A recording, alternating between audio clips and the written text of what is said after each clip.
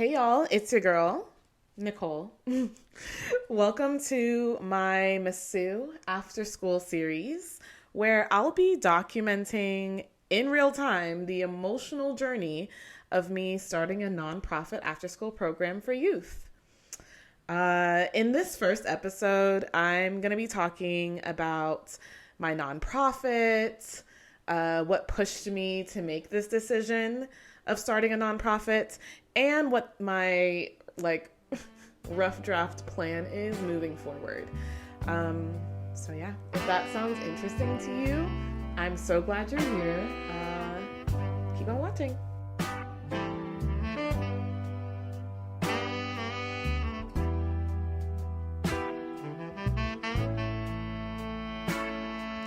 Okay, so my nonprofit is called Masou After School. The name Masou it's sort of an anagram of my mom's maiden name. So my mom's maiden name is Sumis. And yeah, I kind of wanted to pay homage to that. And the word Masou came to mind. And it's great, it's simple, and it's like not a word anywhere. So I love that. Okay. So first let me explain what the nonprofit is that I'm trying to start. So it's going to be called Masou After School. I wrote it down. Okay, so Masou is an after school club with, I can't decide if I want to call it a club or program. We're going to say program. Masou is an after school program with two main purposes. Number one, to be a safe after school environment where members can use art, play, and conversation to learn about progressive subjects such as DEIB and activism, that's diversity, equity, and inclusion, and belonging and activism, environmental justice, and sustainability, mindfulness and emotion, intimate relationships, and leadership. And then the second main purpose of Masou is to be a job where employees are cared for through dignified wages, generous PTO, and a full-time 4-day, 32-hour work week.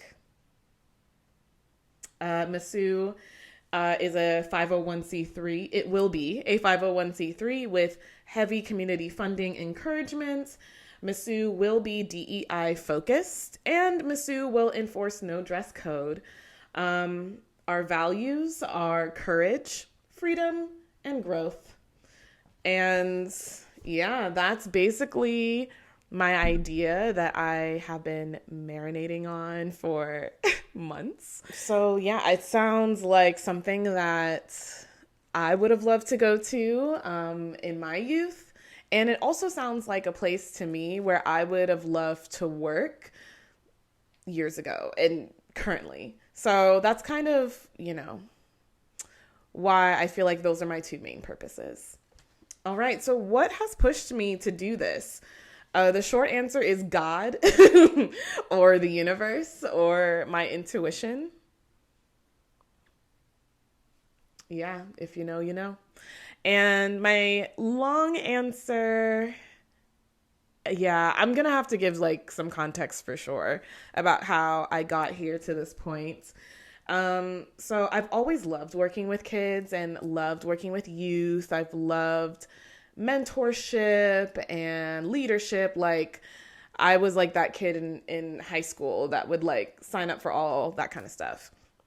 And also too, I always had this camp counselor fantasy in my mind for what my ideal job would be. I always knew I wanted to be a camp counselor. I don't know if it was The Parent Trap with Lindsay Lohan that did it or Bug Juice. Yo, if you've seen Bug Juice on Disney Channel, that's a deep cut.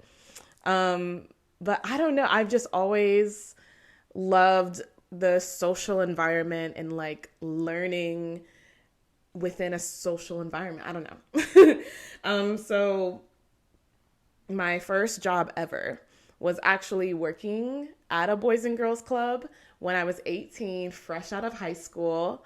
And, you know, I worked at the Boys and Girls Club on and off for about a total of a year um, during my college, my undergrad days. And I just have to like brag a little bit about the stuff I would do. Like, honestly, like I just remember really connecting with the kids, like, and not only connecting with them, but it was so easy for me. It was so easy for me to just talk to them like human beings and, you know, to lead them and mentor them. Like, it was so fun. Best job ever, you know? The last club I worked at, I actually got to run the art room, which was like my Boys and Girls Club dream. And so, yeah, I cleaned it out. We got to decorate, like every wall was like a massive club group project that everyone got to participate in. Even the ceiling, we had like a lot of art up there. And I loved it so much. It was so fun. And, the best thing I did there, I took the initiative to start like my own little program in the art room. I did not need to do this. I was getting paid $9 an hour. But I, basically what I did was I had my, you know, art that I would kind of shout out every week, like the good stuff. And then I would also have on the other side of the board, my artists of the week. And so I would shout out 3 special kids, and on the board, I made it very clear, you know, these are the rules and how to become artist of the week. And then these are the perks of being artist of the week. And basically the rules were not that you had to be, you know, a great artist necessarily, but that you had to be kind, you had to participate, you had to be, you know, nice to everyone, helpful, you know, all those things. So I was paying attention to the kids that were just showing up, being present, trying their best, and yeah, and who are nice to everybody, because that was like an issue. You know, kids are mean. Or they can be mean, rather, unless they're incentivized to be nice. And so that was like the way I would incentivize. I would say too, like, you guys, if you become artist of the week, you will then be able to come in the art room at any time. I'll get you a special gift at some point. And I did end up getting all my artist of the week gifts, before I left. And yeah, like I just really, really, really, really loved it. And my boss at the time literally told my other coworkers, like, hey, yo, like what she's doing in her art room, like y'all need to do in your respective rooms. And I just felt so proud. So yeah, I worked at the Boys and Girls Club all throughout my undergrad. And then after I graduated, I decided to move to Italy and teach English for a year. I was one of those that taught English abroad. That was me. I did it in Italy. And my favorite was the kids I got to teach, you know? And it was hard because, you know, I don't speak Italian. They don't speak English. You know, I'm in a classroom of like 10 6-year-olds, you know, and I have to figure out how to entertain them and teach them English in 2 hours, in 2-hour sessions. But that was my favorite, I think, was this specific school I worked at. I worked at a couple schools, but one of the schools I worked at, I got to work with teenagers, and it was like a conversational class. So I really loved talking to them and, you know, learning about their culture. They're learning about my culture. At some point, I introduced them to my mom. At some point, I was able to get them to try American snacks. Like, it was just so fun. And yeah, it was a crazy experience. I was in Italy all by myself, and my students were, you know, my community when I was out there for sure. Anyway, and then after that, I came back to the States, and eventually I started working for the Girl Scouts of Southern Nevada. And that was really fun too. Let's see. The best thing I ever did working for them was work with this group of like teen girls who were on their way to juvie. And so it was like girls who were like fighting in school, smoking in school, all kinds of stuff. For the record, I love working with this demographic. Personally, I hardly ever have bad experiences with youth. I hardly ever have experiences with youth where it's like I can't handle it or like they're being too crazy or whatever. Like I feel like I do have a special kind of magic when I'm working with young people. And one of the key things that I do is I always tell them day one, like, look, just because I'm an authority figure does not mean that I have a right to control you. I don't have, you are an autonomous person who deserves to be autonomous and do whatever you want to do with your own body and with your own life. All I ask is that you don't disturb our classroom environment for the people who do want to learn. And 99.9% of the time, kids are receptive to that and understanding, and they acknowledge that that makes sense and that that's fair. And I am honest about it. I will tell them, like, if you don't want to participate, don't. You can do whatever you want. You know what I'm saying? Like, and, you know, as I'm saying this, I am hearing how it sounds. And it does sound like, oh, you just let kids run amok. And it's like, no. Like, you would actually be surprised the lack of behavioral challenges you'll have with kids if you genuinely don't have a desire to control them. Anyway, little rant, but yeah, so the best thing I did was work with this group of like troubled teen girls, and basically we were working with them for like 6 weeks at a time, because it was a 6-week long program. However, we had multiple sessions of girls. I think we had to do like 3 or 4 sessions. The first group of girls who came in, it was really great. It was really fun. I really connected with a lot of them. And, you know, by the end of the 6 weeks, when they had completed the program, a lot of them were like, Miss Nicole, like, we want to come back. Like, can we come back? And we were like, no, like, we're getting a whole new set of girls, you know, for the second phase of the program. And so I came up with the idea to let the older girls participate with the newer girls by being leaders for them. So I created this like self-sustaining, self-running kind of program within a program where, you know, once you complete the program, you have now graduated to becoming a leader for the next group of girls if you so choose. And so that was like something I was really, really proud of. And I was like, like it makes sense because that's kind of how I work with youth. I'm a strong believer in keeping them very involved in their own learning process, right? And keeping them involved in keeping everything kind of going and running. I'm only one person, you know, I can't do everything.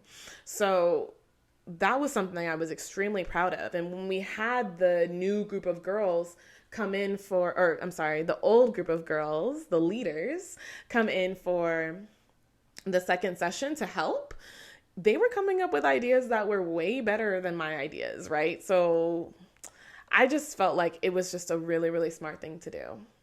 So yeah, after I worked at the Girl Scouts, I worked for Nevada Partnership for Homeless Youth, where I was supervising our volunteer mentors and helping them come up with empowerment workshops for our youth. And then I also had to do empowerment workshops as well. But it was mainly, you know, getting our volunteers to do it. We were paying them to do it as well. And, you know, helping them through that process. And then if one of them couldn't show up, then I could step in and do a workshop. But that was a really, really great experience because I love, you know, coming up with lesson plans for youth that isn't so strict around a very specific, like, educational structure or topic, you know? Like, when I was teaching English, we had to really stick by the book. We couldn't really veer off and just have conversation. And I loved having conversation. I loved playing with them and making art with them and having conversation and connecting with them and building that rapport. And when I worked there with the homeless youth, I was doing workshops with them about generational trauma, about vulnerability, things that will help them in their life, but that they don't learn in school. And it was just such a great job, for sure. So, I mean, I have experience, I have the passion, and I have the skill, to work with youth. And, so I just know that that's just where I always want to be, is working with kids, for sure. As far as this nonprofit, though, my original plan was to just work with kids through organizations that already exist, right? Like, I never really wanted to start my own thing. It seemed hard and like a lot of work. And, but the older I get, the more I realize that there isn't really a place that exists where I can work and I can thrive. I've worked at so many different organizations, had so many different positions, and it seems like I'm not really able to break that glass ceiling, which is what made me decide to start to go to grad school. So I am currently in grad school, and I'll be graduating in May with my master's in urban leadership. And, when I read about the program, I was like, that sounds like me. That sounds like books I already read. I already read Dare to Lead by Brene Brown on my own, and I listen to her podcast and I read leadership books and parenting books already, for fun. And so I was like, oh my God, that sounds like me, and I feel like for someone who went the liberal arts route, getting a master's is like the only way where I can make more money, have more stability in more leadership roles, which is definitely where I feel like I need to go and grow to. And I think as an adult, as a millennial, as a young Black woman who is committed to being her authentic self and staying in her integrity, I have found it to be extremely difficult to find a workplace that is encouraging of all of those things. And it has been the biggest heartbreak of my life, and my biggest struggle of my life. And I think starting the nonprofit is almost like my last resort in a lot of ways, because, if I can't find the workplace for me, I feel like I need to create the workplace for me, and therefore attract the people who are on my team. And I need to have faith that there are people out there who are on my team. And I do. And I believe that. So, that's why I'm here. Sorry. So I started grad school, and honestly, when I started grad school, my intention was to still find an organization to work for, right? Hoping that the master's degree would make me seem more competent to these different organizations that already exist. And hoping that, it'll be easier for me to get into a leadership role at an organization and stay in a leadership role. So that's why I joined grad school. But throughout this process and throughout this program, I've been kind of cracked open and awakened to my actual purpose in a deeper way.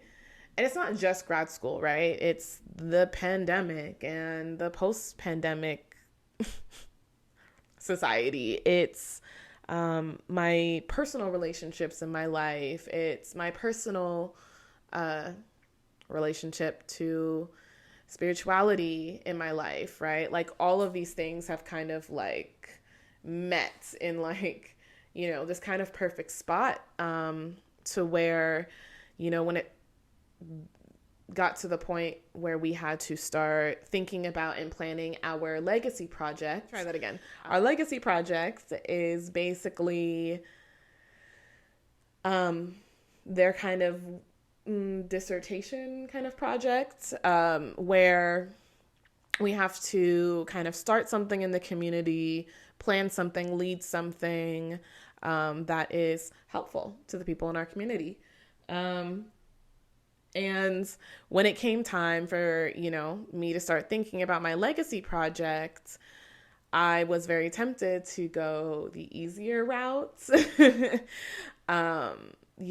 just for the sake of pushing through and getting my degree. But I kept having like these visions and these intense feelings of like, I need to use this as a moment to start something on my own.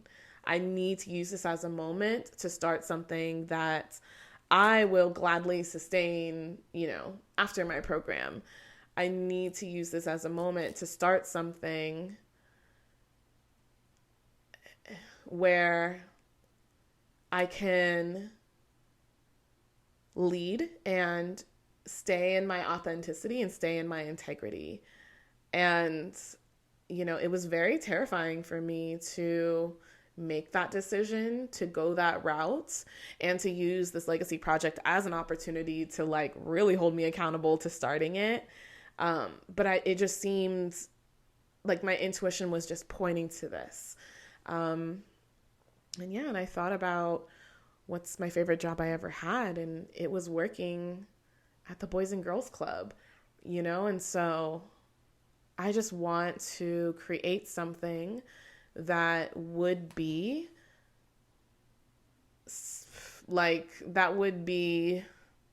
in line with my favorite job ever, So yeah.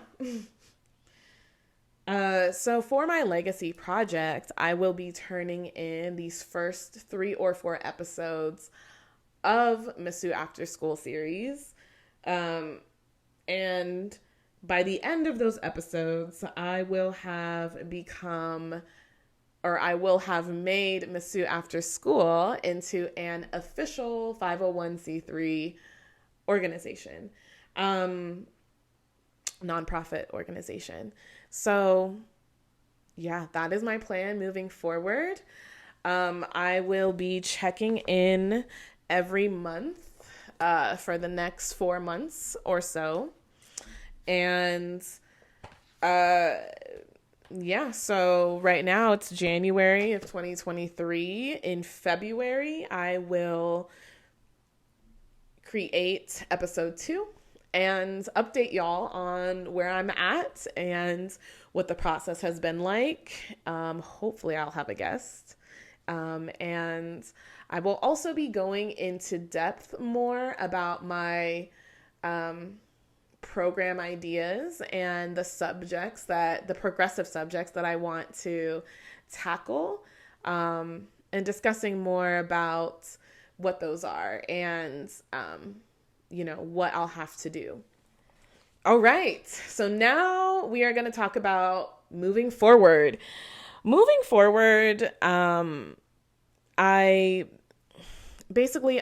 went on 501c3.org and I printed like the steps of starting and maintaining a nonprofit in Nevada. And so the first step is to get board members, which I have done. I have my 3 board members. I will schedule a meeting so that everyone can meet soon. And we will, get the ball rolling on all of that. I'm so happy I finally got my 3 board members because it was really hard figuring out who to ask. And, and I got a couple no's. Like, it's been crazy. And it wasn't until maybe last week I finally got my last yes. So yeah, I'm excited about that.